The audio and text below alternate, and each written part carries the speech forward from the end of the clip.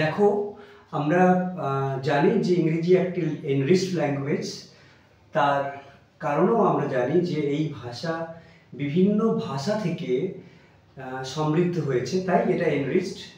যেমন ধরো, এই যে বটানি, এই যে ওয়ার্ডটা, এই বটানি মানে হচ্ছে উদ্ভিদবিদ্যা, এবং এই ওয়ার্ডটা এসছে বট ওয়ার্ডটা থেকে। বট ওয়ার্ডটা থেকে এসছে বটানি।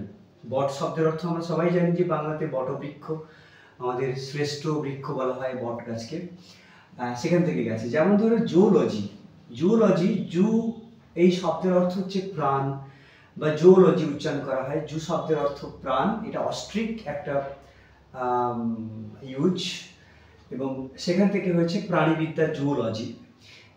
সিমিলারলি ফাদার যে ওয়ার্ডটা, এই ফাদার ওয়ার্ডটাও কিন্তু সংস্কৃত পিতৃ শব্দ থেকে গেছে। পিতৃ থেকে পেটার, দেন ফাদার। তো এভাবে আমরা এই ওয়ার্ডগুলো যে ইংরেজিতে সমৃদ্ধ হয়েছে, কোথা থেকে, কোন ভাষা থেকে, এটাও আমাদের কিন্তু ইংরেজি ভাষা শেখার পাশাপাশি অন্যান্য ভাষা সম্পর্কেও আমাদের জ্ঞান থাকা দরকার।